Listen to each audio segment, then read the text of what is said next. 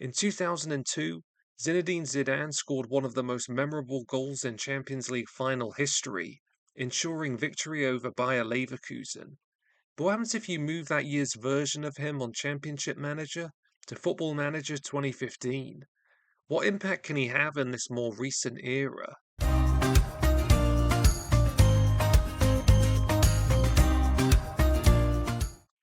And for the upcoming year, Zinedine will be lining up for West London outfit Queen's Park Rangers. The 2015 season would see QPR finish at the foot of the Premier League table, accumulating just 30 points in the process. This was actually their most recent season in England's top flight. They'll be hoping for a more prolonged stay this time around. And that is a definite possibility, considering they have one of the best midfielders in football history. This is the exact same version of him who appeared on Championship Manager. Here in 2002, Zidane was at the peak of his powers. That year, he'd make 50 appearances with Real Madrid, along the way registering 27 goals and assists. Technically, he's an absolute force. His ability to beat a man and dribble is second to none, and he can also make a pass. Everywhere he's played in his career thus far, he's had success. 7 trophies with Juventus and Bordeaux. This is a huge addition to the QPR squad. And he won't be the only familiar face in their lineup. The 2015 season would see the West Londoners' defence anchored by a 35-year-old Rio Ferdinand. In an injury-hit campaign, he'd only make 11 Premier League appearances, as he struggled for form and minutes. The biggest beneficiary of our new arrival, though, could be Mauro Zaretti. The Argentine forward would have a largely unsuccessful loan with QPR, as he was limited to just 4 games and 0 goals. The arrival of Zizou's creative qualities could propel him to a decent output this season. Tactically, they'll be lining up with a 4-4-1-1. Zidane will be deployed as the attacking mid, with Barton and Sandro behind him. It's going to be interesting to see how this back 5 performs. In reality, it was the most porous defence in the entire division. They're going to need a major improvement to have any chance of avoiding relegation. Let's move through the season and see what happens. Zidane's debut would see his side fall to a 2-0 defeat away at Stoke. For their second match, they'll be hosting Man City. In their ranks is a prime Yaya Toure. It's going to be an interesting midfield battle, with Zinedine going up against the likes of the Ivorian and Fernandinho. And the Frenchman would step up to the mantle with a goal of his own. With 25 minutes remaining, Sergio Aguero's shot from range could only be parried by McCarthy. James Milner follows up on the rebound and converts. The match would end 1-1. Not a bad result to get a first points of the season against City. It would be a disappointing opening 4 games though, with the City result earning their solitary point. Zidane's assist against Aston Villa would be a consolation in a 2-1 defeat. Faltering start would soon be arrested. 3 back-to-back wins against Burnley, Southampton and Swansea would fire the West London side from the base of the table. 4 weeks later, and one of the more comical goals of the season, a defensive clearance is fired straight back onto the crossbar before elite anticipation by Zidane to follow in.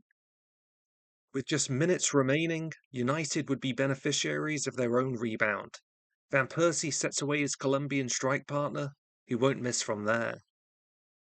The game would finish 2-1, as agonisingly the Hoops miss out on a point. As we entered December, the French midfielder would go on to find his best scoring run of form yet, finding the back of the net in 3 consecutive games, including this 90th minute winner against West Ham.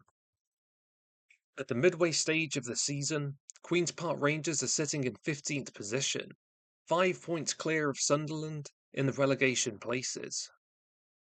There would be no resting on their laurels. A New Year's Day victory against Stoke was highlighted by this exceptional goal, effortlessly beating his man before converting from the initial block. A few weeks later, and a trip to the Emirates was next. This was an Arsenal side who would eventually finish 3rd in the Premier League table, but did make up for some of that disappointment by winning an FA Cup final against Hull. A decade ago, They also had a Madrid connection of their own. This was Mesut Ozil's second season in North London. He'd gone to register 13 goals and assists in all competitions, as he helped the club retain England's biggest domestic cup. But it would be his fellow World Cup winner who opened the scoring after an hour. Just 10 minutes away from one of the most unlikely victories of the year, Arsenal went on the attack. A nice passing build-up found Alexis Sanchez, who'd score the equaliser. It would finish 1-1. But he reserved his best performance of the season for their West London rivals. 2 goals was impressive enough, but this 90th minute assist for Eduardo Vargas ensured QPR's fourth goal of the game, and another invaluable point.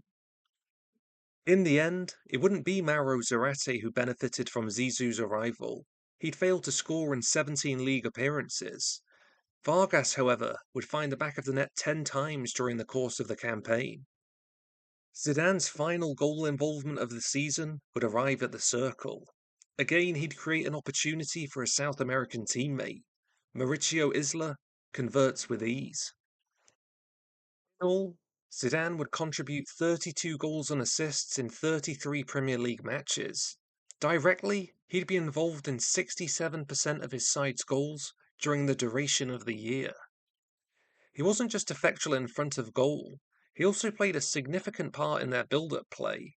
He'd averaged 71 passes per game, and of those he completed 75%. Similarly, he did a great job in retrieving possession, winning on average 3.6 tackles per game. His 22 league goals were enough for him to finish runner-up in the Golden Boot race. But where did his side place in the table? It would be a significant improvement.